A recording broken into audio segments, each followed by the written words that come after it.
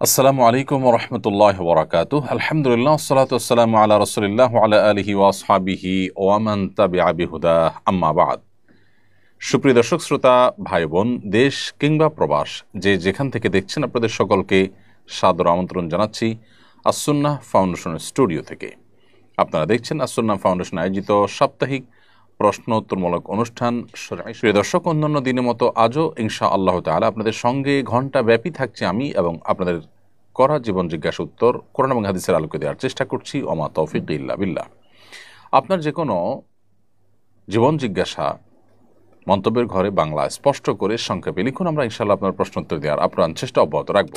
চলুন তাহলে প্রিয় দর্শক, আর বিলম্ব না করে আপনাদের যে সমস্ত প্রশ্ন ইতিমধ্যে আমাদের কাছে চলে এসেছে সে সমস্ত প্রশ্ন উত্তর দেওয়ার পালায় আমরা প্রবেশ করি। আমি শুরুতে যে প্রশ্নটি দেখতে পাচ্ছি সেটি হলো, একজন লিখেছেন, আমার মায়ের বয়স ৭৫ বছর, তিনি আমার 2 ভাইয়ের উপর নির্ভরশীল। তার মালিকানায় আছে ৬.৫ লাখ টাকার জমি এবং নগদ ৫০,০০০ টাকা। তার কোনো ঋণ নেই। আমার বাবা মারা গেছেন, আমার মায়ের উপরে কি হজ ফরজ হবে? প্রিয় দর্শক, আপনার মায়ের কাছে যে টাকা আছে সে টাকায় তার উপরে হজ বর্তায়। তার বয়স যদিও ৭৫, তারপরও তার মালিকানা যে জমি আছে সে জমির উপর তিনি নির্ভরশীল নন, অর্থাৎ এটা তার কোনো ফসলি জমিন, সেটা দিয়ে তার জীবিকা চলে এমন না, এবং নগদ যে টাকা আছে সেই টাকা দিয়ে তিনি হজ করতে পারেন। অতএব কোনো মাহরাম যদি তার সাথে থাকেন তাহলে মাহরামের সাথে তিনি হজে যেতে হবে। আর যদি কোনো মাহরাম না পান তাহলে শুধু এই টাকা দিয়ে তার উপর হজ ফরজ হবে না, কারণ একজন নারী, তিনি তার উপর হজ ফরজ হতে হলে তার এবং একজন মাহরামের টাকা লাগে। হ্যাঁ, যদি মাহরাম এমনিতেই ব্যবস্থা থেকে যায় বা হয়ে যায়, যেমন তার সন্তানদের কেউ, ভাইদের কেউ হজে যাচ্ছেন, তাহলে তাদের সাথে তার হজ করতে হবে। এরপরে প্রশ্ন করেছেন একজন, জায়নিস্টরা হামাসের শীর্ষ নেতৃত্বকে হত্যা করার জন্য এবার হামলা করলো কাতারে। মুসলিম বিশ্বকে এই ঘটনা থেকে কি শিক্ষা নিতে বলবেন? খুবই দুর্ভাগ্যজনক একটি বাস্তবতা যে আমরা এক একটি দেশ একের পর এক আমরা হামলার শিকার হচ্ছি, এবং প্রত্যেকে মনে করছি যে আমি তো ভালো আছি, অমুক আক্রান্ত হয়েছে। কিন্তু গোটা মুসলিম বিশ্ব যে আসলে একটি দেহের মতো, সেটা আমরা অনেকটা ভুলে যেতে বসেছি, দুর্ভাগ্য আমাদের। এবং এই জন্যই ফিলিস্তিনে তারা যে নির্মমতা চালাচ্ছে সেখানে আমরা কিছু শোক বার্তা জানিয়ে শুধুমাত্র আমাদের দায় সারছি। এই জন্য একের পর এক আমরাও কিন্তু আক্রান্ত হচ্ছি। এই ইহুদিবাদী রাষ্ট্র তারা তাদের যে হামলাকে প্রসারিত করছে এবং বিভিন্ন দেশগুলোতে, স্বাধীন দেশগুলোতে তারা হামলা করছে, এখান থেকে আমাদের বার্তা নেওয়ার আছে অনেক। কাতার আমেরিকার ঘনিষ্ঠ মিত্র দেশগুলোর মধ্যে থেকে একটি, আবার এদিকে জায়নবাদী এই রাষ্ট্রটিও আমেরিকার খুব কাছের দেশ, এবং আমেরিকার নির্দেশের বাইরে তারা সাধারণত চলে না, যা কিছু করে তারা সলা পরামর্শ করেই করে। এর মানে দাঁড়ালো যে আল্লাহ তাআলা কোরআনে যে বারবার করে বলেছেন যে ইহুদি খ্রিস্টানরা কখনোই তোমাদের উপরে সন্তুষ্ট হবে না, মুসলমানরা যতক্ষণ পর্যন্ত তাদের ধর্মে তোমরা দীক্ষিত হয়ে না যাও। তোমাদের সাথে তারা উপরে মিত্রতা বা বন্ধুত্ব এটা স্থাপন করবে, তলে তলে তোমাদেরকে ধ্বংস করবার জন্য তারা ঐক্যবদ্ধ। সেটার আরেকটা বাস্তব উদাহরণ আমরা দেখতে পারলাম। তাছাড়া যে পৃথিবী আমাদেরকে আইন এবং বিচারের প্রতি শ্রদ্ধাশীল থাকতে বলে, যে পৃথিবী আমাদেরকে বলে মব করা যাবে না, আইন এবং বিচারের ভার নিজের কাঁধে তুলে নেওয়া যাবে না, সে পৃথিবী যখন যে কোনো দেশের উপরে যে কোনো অভিযোগ দিয়ে অমুক আছে সেখানে, তমুক আছে সেখানে, সেটা প্রমাণ হোক বা না হোক, সেখানে তারা নিজেদের মতো করে হামলা করতে পারছে, কারণ তারা শক্তিশালী দেশ। তার মানে নীতিবাক্যগুলো শুধুমাত্র দুর্বল দেশগুলোর জন্য। আজকে যে পৃথিবীটাকে আমরা সভ্য বলছি, তাদের এই ধরনের কর্মকাণ্ড থেকে এই পৃথিবীর আসল চেহারা, আসল চরিত্র আমরা আরেকবার চিনলাম। অতএব আমাদের রিয়েলাইজ হওয়া দরকার, আমাদের চিন্তার জগতে পরিবর্তন আনা দরকার, যে আমরা আসলে ইসলাম ছাড়া অন্য যত মুখরোচক বা চকচকে তকতকে যে সভ্যতা আমরা দেখতে পাচ্ছি, এই সভ্যতা আসলে অসভ্যতায় পরিপূর্ণ। এটা সভ্যতার মোড়কে শুধুমাত্র অসভ্যতাকে ধারণ করছে। বিধায় এখান থেকে আমাদের শিক্ষা গ্রহণ করা উচিত, আরব দেশগুলো শিক্ষা গ্রহণ করা উচিত মুসলিমদের ঐক্যবদ্ধ হওয়ার জন্য। এরকম এক দুটি ঘটনায় যথেষ্ট, কিন্তু দুর্ভাগ্য একের পরে ঘটনাগুলো ঘটার পরও আমরা নিজেদেরকে বাঁচাবার জন্য মরিয়া, যেন আমরা নিরাপদে থাকলেই হলো, অথবা আমরা নিজেরা তো ভালো আছি, এরকম একটা মানসিকতা আমাদের মধ্যে চলে এসেছে। আল্লাহ রাব্বুল আলামিন আমাদেরকে হেফাজত করুন, মুসলিম মিল্লাতকে আল্লাহ তাআলা হেফাজত করুন। হৃদয় লিখেছেন, আমি হিন্দু থেকে মুসলমান হয়েছি, আমার জন্য কি সুন্নতে খাতনা করা বাধ্যতামূলক? সুন্নতে খাতনা করা সুন্নতে মুআক্কাদা এবং ইসলামের প্রতীকী বিষয়। এমন একটা বিষয় যেটাকে শিআর ইসলাম হিসাবে আখ্যায়িত করা হয়েছে, এবং নবী সাল্লাল্লাহু আলাইহি ওয়াসাল্লাম এটাকে সুন্নাহের ফিতরাহ বা একেবারে প্রকৃতিগতভাবে সমস্ত পূর্বের নবী রাসূলদের কমন সুন্নাহর অন্তর্ভুক্ত বলে তিনি আখ্যায়িত করেছেন, জানিয়েছেন।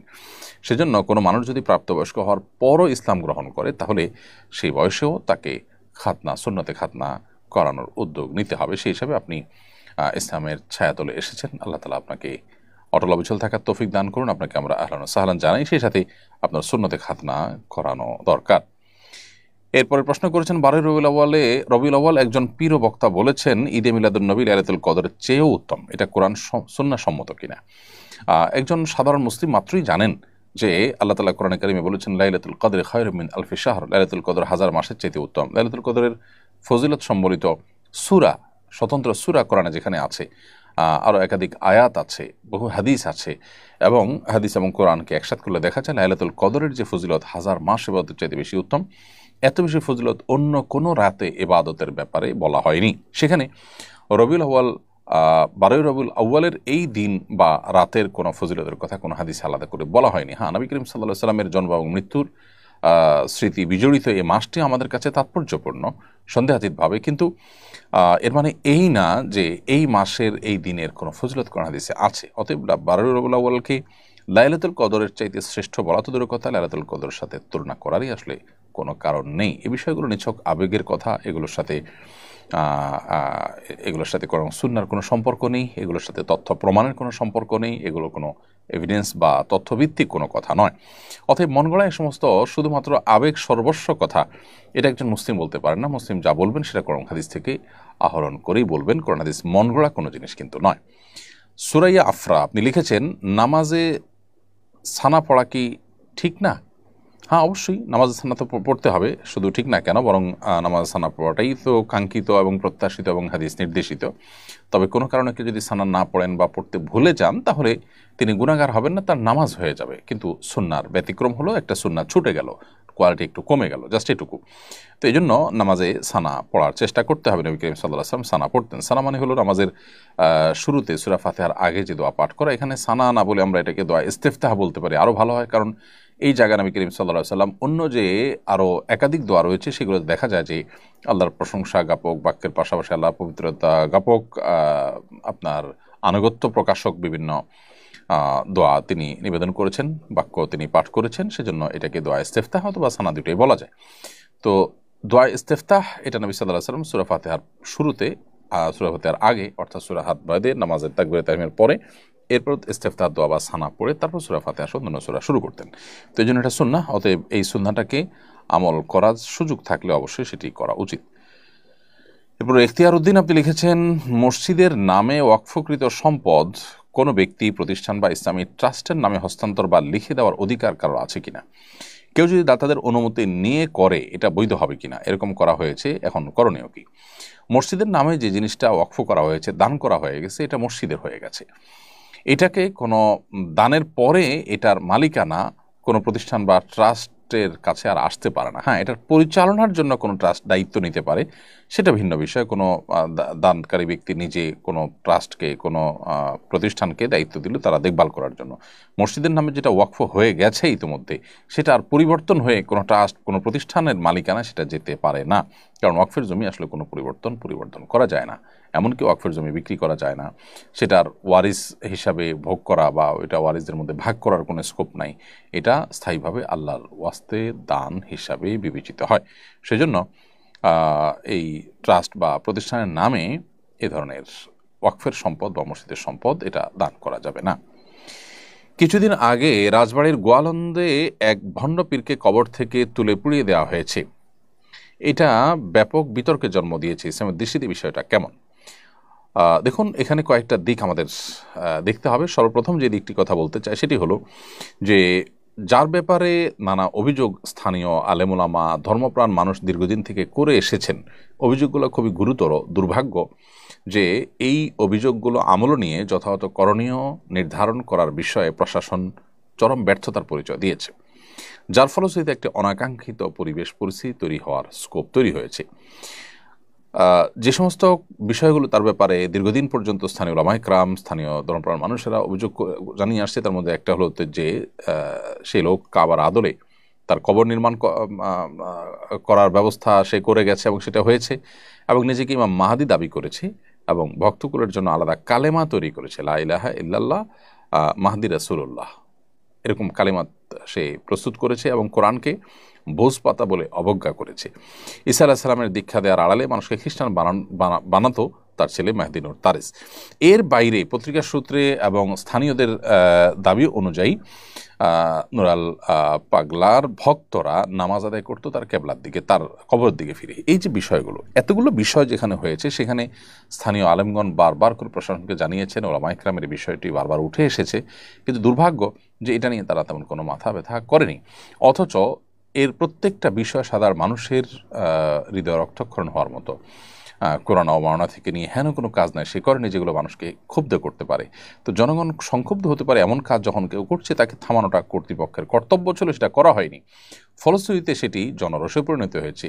পাশাপাশি এখানে জনরোষের পেছনে এই যে অনাকাঙ্ক্ষিত অপ্রত্যাশিত ঘটনা ঘটেছে, সেটির পেছনে কোনো ইন্ধন, কোনো এজেন্সি, কোনো দেশি বিদেশি কোনো চক্র, তাদের কোনো হাত এখানে থাকার সমূহ আশঙ্কা আছে। কারণ ঠিক এই ঘটনার পরপরই আমরা দেখেছি হাটাজারিতে আপনার সুন্নি ওয়াহাবি নামে আপনার শিরোনামে সেখানে মারামারির সংবাদ পত্রপত্রিকা উঠে এসেছে, যেটা ইতিপূর্বে সাধারণত বারুলকে ঘিরে কখনো হয়নি। অর্থাৎ পরপর দুটি ঘটনা ঘটেছে এবং এগুলোর যে প্যাটার্ন, সেটার দিকে তাকালে বোঝা যায় যে এখানে কোনো দাঙ্গা বাঁধাবার বা ধর্মীয় ইস্যুতে কোনো উন্মাদনা সৃষ্টি করবার প্রচেষ্টা অব্যাহত ছিল। তো একদিক থেকে ধর্মপ্রাণ মানুষদেরও দায়িত্বশীলতার পরিচয় দিতে হবে, আবার অপর দিক থেকে প্রশাসনের বাহিনীদেরও এখানে দায়িত্বশীলতার পরিচয় দিতে হবে যে এখানে কোনো শয়তানি চক্র কাজ করছে কিনা এবং কোনো ষড়যন্ত্র কাজ করছে কিনা। আল্লাহ তাআলা আমাদেরকে হেফাজত করুন এবং এ ধরনের ষড়যন্ত্র থেকে আমাদের দেশ মাতৃভূমি থেকে আল্লাহ তাআলা রক্ষা করুন, এবং এ ধরনের কর্মকাণ্ড যেগুলো জনগণের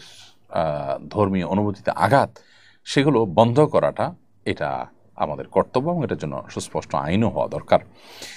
একজন শ্রমিকের দেশের বাইরে মোবাইল ফোনে বিয়ে হয়, কিন্তু বর্তমানে পারিবারিক কিছু জটিলতার কারণে উক্ত বিবাহ বিচ্ছেদ করতে চাচ্ছে। এখন উপায় কি? কোনো রেজিস্টার হয় নাই, শুধুমাত্র মোবাইলে কবুল বলা হয়েছে। প্রথম কথা হলো, মোবাইলে বিয়ের যে শর্ত আছে, বিয়ের যে কন্ডিশন আছে, নীতিমালা আছে শরিয়ার আলোকে, সেটা যদি অনুসরণ হয়ে থাকে তাহলে বিবাহ তো বিশুদ্ধ হয়ে গেছে।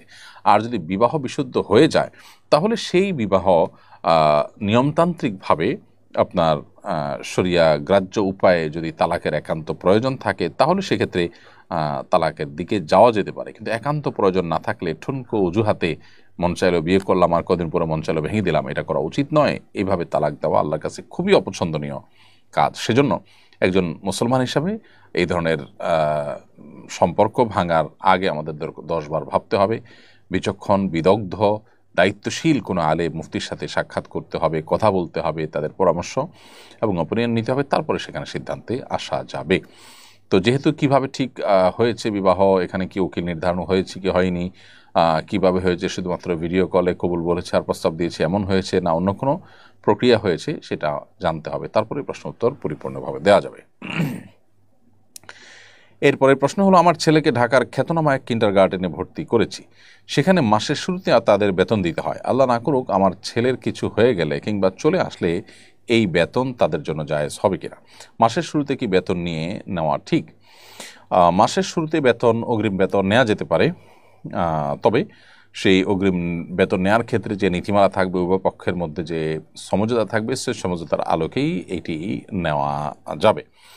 এখন কথা হলো, যদি কেউ সেই মাসে অগ্রিম মাসে বেতন দেওয়া আছে, অনেকে 2-4 মাসেরও অগ্রিম বেতন দেওয়া থাকে, কিন্তু সেই বেতন ভোগ করার সুযোগ তার হয়নি, তার আগে সে মারা গেছে, তাহলে সেক্ষেত্রে সেটাও নীতিমালা লেখা উচিত এবং এটা ফেরত দেওয়া উচিত কর্তৃপক্ষ, অভিভাবককে। কারণ লা ইয়াহিল্লু মাল মুসলিম ইল্লা বিতিবি নাফসি, এবং নবী সাল্লাল্লাহু আলাইহি ওয়াসাল্লাম বলেছেন ফামা ইয়াখুযু মাল আখিক ফামা তাখুযু মাল আখিক, আপনি কারোর টাকা নিতে হলে কিসের বিনিময় নিলেন সেটা আপনাকে স্পষ্ট করতে হবে। যেহেতু আপনি সার্ভিস দেননি, তাহলে বিনিময় নিতে পারেন না। অগ্রিম নেওয়ার চুক্তিটা এই জন্য জায়েজ যে অনেক সময় দেখা যায় পরবর্তীতে আদায় করা কঠিন হয়, সেজন্য আগে নিয়ে রাখলেন, যে কোনো কিছুরই অগ্রিম দেওয়া জায়েজ আছে। সেই হিসাবে এই উভয় পক্ষ রাজি থাকলে এটি জায়েজ আছে।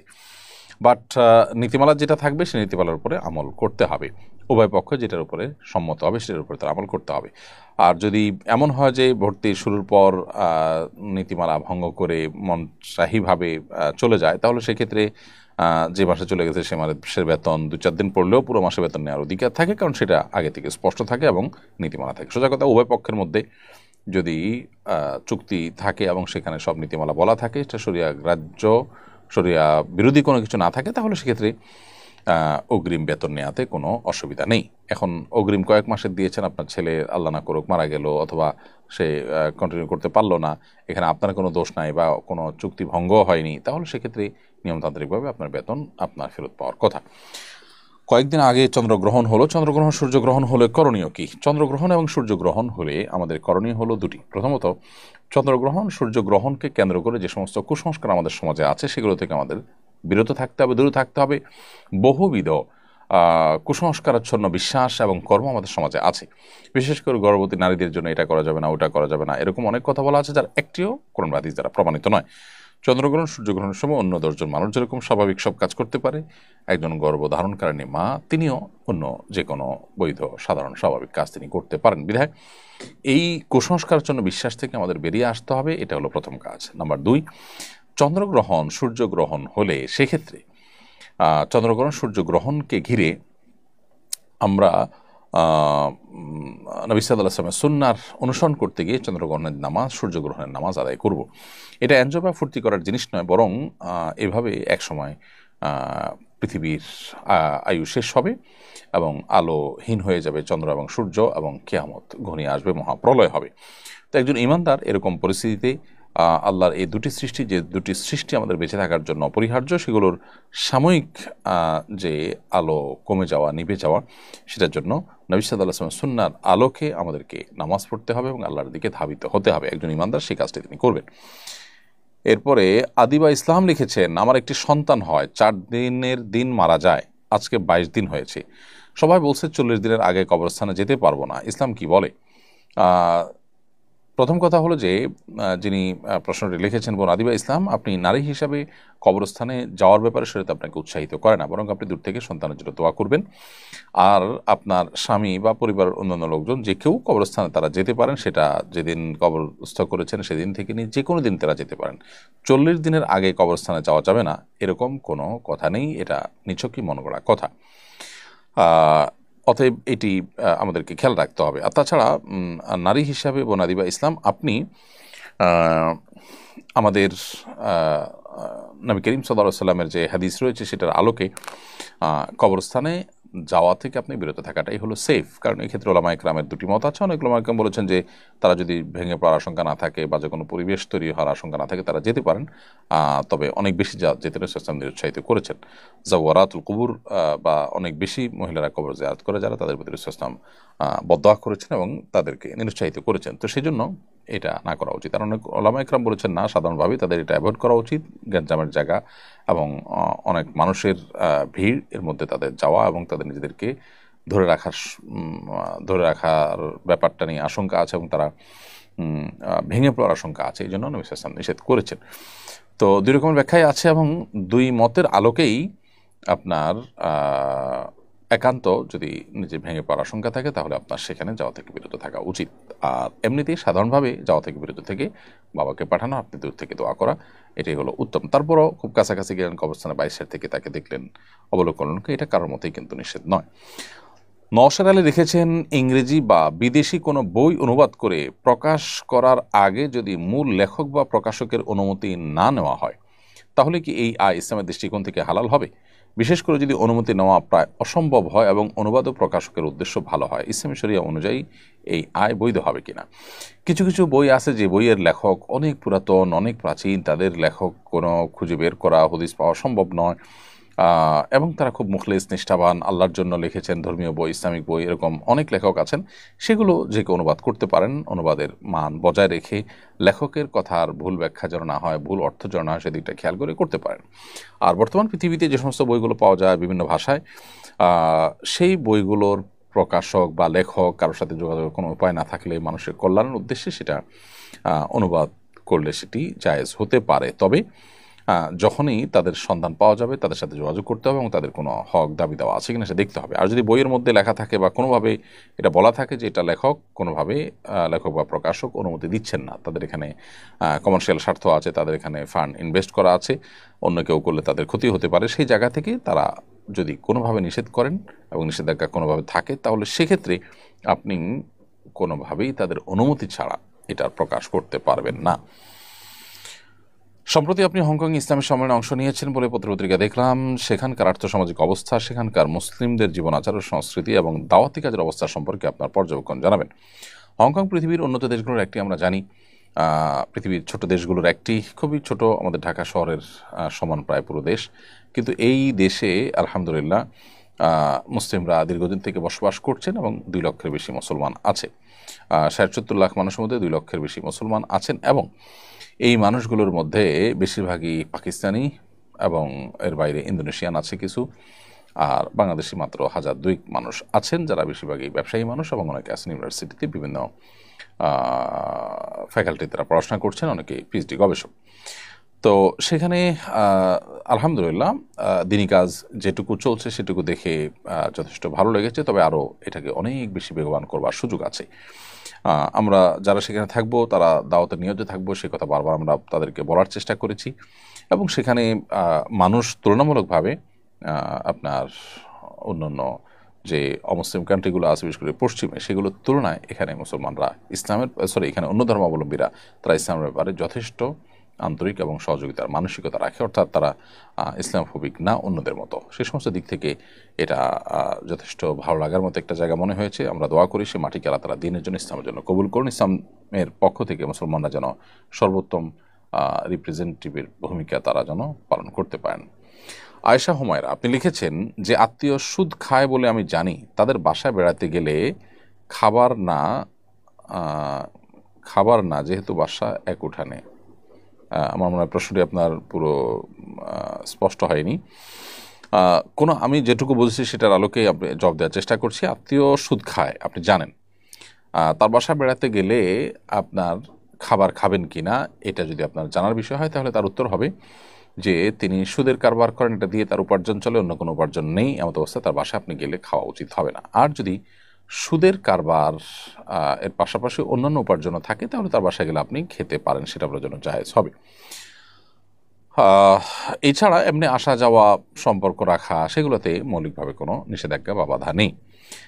এরপরের প্রশ্ন হলো, নামাজের আগে অনেক সময় মোবাইল সাইলেন্ট করতে মনে থাকে না, এক্ষেত্রে নামাজের মধ্যে কল এলে আমি এক হাতে কল কেটে দিই, এতে নামাজের কোনো ক্ষতি হবে কিনা? কোনো অসুবিধা নেই, বিশেষ করে যদি আমলে কাসির এর পর্যায়ে না হয়, অর্থাৎ আপনি যদি মোবাইলের সে কল কাটতে গিয়ে মোবাইল বের করেন, দেখেন, অনেক নাড়াচাড়া করেন এবং এমন কিছু করেন যেটা দেখে আপনার মুড দেখে আপনি কি নামাজে নাকি নামাজের বাইরে সেটা স্পষ্ট না হয়, এরকম যদি হয় তাহলে সেক্ষেত্রে আপনার এই নামাজ আপনার আর থাকবে না, বরং এটা নষ্ট হয়ে যাবে, কারণ আমলে কাসির হলে নামাজ ভঙ্গ হয়ে যায়। অথবা আপনি আলতোভাবে শুধুমাত্র এক হাত দিয়ে, এক হাত বাঁধা আছে আর এক হাত দিয়ে কেটে দিলেন অথবা বন্ধ করে দিলেন, সেটা আপনি করতে পারেন পকেটে হাত ঢুকিয়ে বা বাহির থেকে, সেটাতে অসুবিধা নেই। কিন্তু অনেক বেশি যদি আপনি মোবাইল দেখাদেখি করেন এমনভাবে যেটা দেখে আপনার নামাজের বাইরে আছেন কিনা সেরকম একটা অবস্থা যদি বোঝা যায় তাহলে কিন্তু নামাজ নষ্ট হয়ে যাবে। এরপরে প্রশ্ন করেছেন, বয়োবৃদ্ধ হয়ে আমাদের একজন খালার স্বামী মারা গেছেন, সর্বনিম্ন কতদিন ইদ্যত পালন করতে হবে? বেশি দিন ইদ্যত পালনে তার চাকরি চলে যাওয়ার অবস্থা হতে পারে, কিন্তু তার পারিবারিক দিক বিবেচনা করে তার চাকরিটা করা অতি প্রয়োজনীয়। বৃদ্ধ হয়ে যদি কেউ মারা যান তাহলে সেক্ষেত্রে তার স্ত্রী নিশ্চিত তিনিও বৃদ্ধা, তো এক্ষেত্রে তার উপার্জন করা বা চাকরির উপর নির্ভর করার বিষয়টা কেন এত বেশি গুরুত্বপূর্ণ সেটা পরিষ্কার নয়। তার সন্তান সন্ততি, তার আত্মীয় স্বজন, তাদের উপর তো তার ভরণ পোষণ দেওয়া এমনি দায়িত্ব। এরপরে তিনি সিনিয়র হওয়াতে, বয়স বেশি হওয়াতে তাদের উপর দায়িত্বটা তো আরও বেশি চলে আসে এবং এর দায়িত্বটা তো পালন হওয়ার কথা। তাহলে সেক্ষেত্রে কেন তাকে চাকরি করতে হবে, ঠিক আমি পরিষ্কার বুঝতে পারলাম না। বাকি আল্লাহ তাআলার ফরজ বিধান এবং আল্লাহর আবশ্যিক নির্দেশ হলো যে স্বামী মারা গেলে স্ত্রী 4 মাস 10 দিন ইদ্যত পালন করতে হবে। প্রয়োজনে ছুটি নেবেন না, চাকরি করবেন না, বিকল্প কোনো পথ ব্যবহার করবেন। কিন্তু যদি তার না খেয়ে মারা যাওয়ার আশঙ্কা, না খেয়ে থাকতে হবে এরকম পরিস্থিতি তৈরি হয়, তাহলে যেটুকু প্রয়োজন সেটুকু কাজ তিনি করতে পারবেন। আমি স্বামী সন্তান নিয়ে ঢাকায় থাকি, মাঝে মাঝে ননদদের ফোন করি, কিন্তু তারা ধরেন না বা নিজেরা কোনোদিন কলও করেন না। তো অভিযোগ করেন আমি নাকি তাদের খোঁজ নেই না, এতে তাদের হক নষ্ট হয়। যদি আত্মসম্মানের কারণে আমি ফোন করা বন্ধ করি, তাহলে কি তাদের হক নষ্ট হবে? ভাইয়ের বউয়ের উপর ননদের কি কি হক রয়েছে? সত্যি বলতে ননদদের হক বলতে শুধুমাত্র তাদের সাথে দুর্ব্যবহার না করা, স্বামীর বোন হিসাবে তাদের সাথে স্বাভাবিক আচরণ করা, এটা কর্তব্য। তাদের ভাই যদি তাদেরকে কিছু দিতে যায়, তাহলে সেক্ষেত্রে খুব বেশি অন্যায্য অন্যায় কিছু না হলে সাধারণভাবে কিছু দিতে গেলে সেখানে বাধা না দেওয়া, হিংসা না করা, বাস এটাই। এর বাইরে আলাদা করে তাদের কোনো প্রাপ্য আসলে নেই। আমাদের সমাজে যেভাবে মনে করা হয় যে স্বামীর বোন হলে তাদের অনেক খোঁজখবর নিতে হবে, অথচ এর বিপরীতটা যদি হয় তাহলে সেক্ষেত্রে আমরা কিন্তু এভাবে ভাবি না। অর্থাৎ স্ত্রীর ভাই বোনের ব্যাপারে কিন্তু এরকম কোনো কর্তব্য আছে বলে সমাজ মনে করে না। তো এটা ভুল আসলে। স্বামী স্ত্রী পরস্পরের প্রতি সুসম্পর্ক বজায় রাখার খাতিরেই কিন্তু নিজের জীবনসঙ্গীর আত্মীয় স্বজনের সাথে সদ্ব্যবহার, সঠিকভাবে যোগাযোগ এটা করবেন। একই কথা ননদের জন্য প্রযোজ্য। তারা ভাইয়ের সাথে সুসম্পর্ক বজায় রাখার খাতিরে হলেও ভাবির সাথে যোগাযোগ করবেন। এখানে শুধুমাত্র আমার দেশে বউ হয়ে কেউ কোনো বাড়িতে গেলে তার কাছ থেকে সবাই প্রত্যাশা করে এবং তার প্রতি দায়িত্বশীলতার ব্যাপারটা কেউ মাথায় রাখে না। সত্যি এবং প্রকৃত অর্থে বলতে গেলে এখানে আসলে তার সেরকম কোনো দায়িত্বই নেই। শুধুমাত্র সদাচরণ করবেন এবং তাদের কোনো ক্ষতির কারণ হবেন না, সেটা হলো মূল বিষয়। আর এমনকি তাদের সাথে যোগাযোগ নাও হয়, তারা রক্ত সম্পর্কে আত্মীয় যেহেতু সরাসরি নন, অতএব সেটা আত্মীয়তার সম্পর্ক ছিন্ন করার গুণাও কিন্তু হবে না। সামনে দুর্গাপূজা, এ উপলক্ষে অনেক কোম্পানি তাদের পণ্য ডিসকাউন্ট দিচ্ছে। ডিসকাউন্ট গ্রহণ বা কোনো পণ্য কেনা যায় হবে কিনা? উত্তর হলো যে দুর্গাপূজা উপলক্ষে কোনো পণ্য আপনার কেনা বা কোনো ডিসকাউন্ট কোনো কোম্পানি দিলে সেটা গ্রহণ করাতে মৌলিকভাবে কোনো অসুবিধা নেই। কারণ এখানে আপনি কোনো অন্যায়ের প্রত্যক্ষ কিংবা পরোক্ষ কোনোভাবে সহযোগী হচ্ছেন না। অর্থাৎ আপনি ডিসকাউন্ট গ্রহণ করাতে কিছু আসছে যাচ্ছে না, কোনো অন্যায় হচ্ছে না। সেজন্য এটা মৌলিকভাবে কোনো নিষিদ্ধ বিষয় নয়, নাজায়েজ কোনো বিষয় নয়, এটা আপনার জন্য হালাল হবে। যদি আপনার এই ডিসকাউন্ট গ্রহণ করাটা তাদের সেই কাজে, অর্থাৎ পূজার কাজে, শিরকের কাজে সহযোগিতা হতো, উৎসাহ দেওয়া হতো, সেটা ভিন্ন বিষয়। সেরকম কিছু যেহেতু হচ্ছে না, অতএব এটা কিন্তু আপনার জন্য নাজায়েজ হবে না। প্রিয় দর্শক, দেখতে দেখতে অনুষ্ঠানের ঠিক মাঝামাঝি পর্যায়ে আমরা এসে পৌঁছেছি। সময় হয়েছে ছোট একটি বিরতিতে যাওয়ার। বিরতির থেকে আমরা ইনশাআল্লাহ আবারও ফিরে আসছি আপনাদের সঙ্গে শরীর সমাধান অনুষ্ঠানে। আশা করছি আমাদের সাথেই থাকবেন।